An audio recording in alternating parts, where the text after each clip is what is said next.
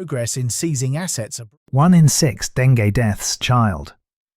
At least 1 in every 6 dengue death victims this year in Bangladesh is a child, while children account for nearly 1/5 of the total hospitalizations with the mosquito-borne viral fever, according to official data. Yunus urges foreign nations to return stolen assets to Bangladesh. Chief Advisor Professor Mohammed Yunus on Friday urged the stolen asset recipient countries to return the wealth to Bangladesh. I call upon those countries and institutions that shelter such stolen assets.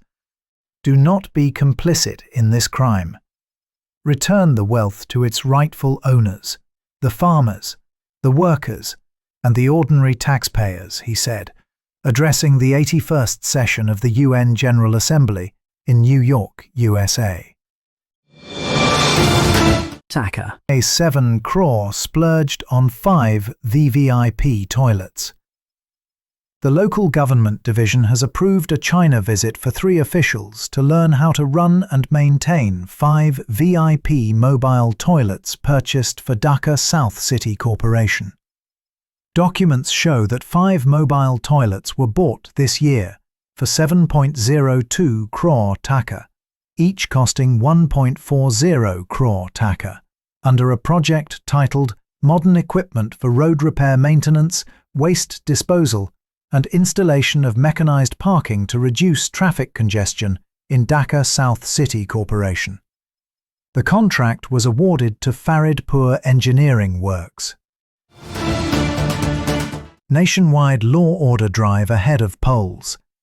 The interim government decided to prepare a list of extortionists across the country and launch a nationwide coordinated drive comprising 5 state agencies to combat extortion ahead of the upcoming general elections.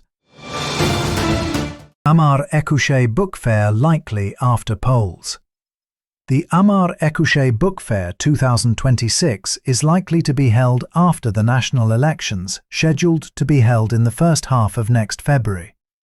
The Committee of Advisory Council on Law and Order, at a meeting, recommended the Cultural Affairs Ministry to organise the book fair after the national elections due to security concerns ahead of the polls. Persistent high prices leave consumers struggling. The Institute of Epidemiology, Disease Control and Research confirmed anthrax in human samples collected from Rangpur's Pegacha Upazila, when more patients with similar symptoms were identified in 2 more Upazilas, Kaunia and Mitapukur of the district. Labour reforms crucial in getting large-scale FDI, says Yunus.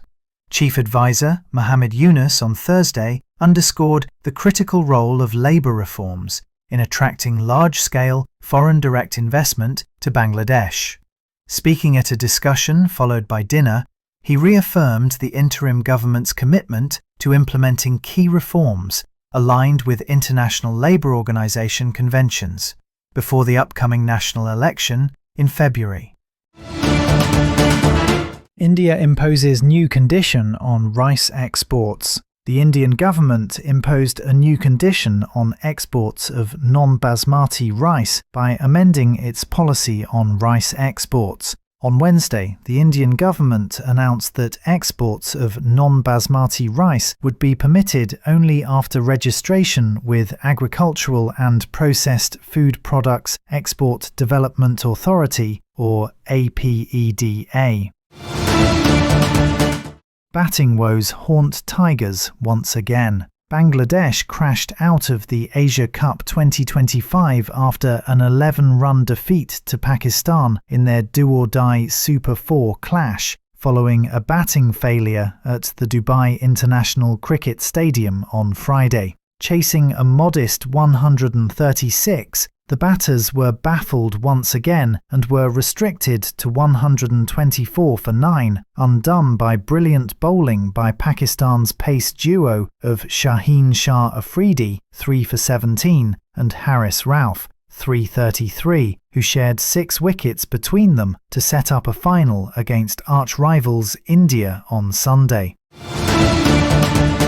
Shanto Habibur led Rajshahi to win. Habibur Rahman Sohan and captain Najmul Hussain Shanto struck half-centuries as Rajshahi division defeated Khulna by 8 wickets in the NCL T20 at the Sylhet International Cricket Stadium on Friday. The second edition of the tournament was hit by monsoon rain and inclement weather, which forced the Technical Board Committee to relocate all the matches from Bogura and Rajshahi to Sylhet, following a postponement.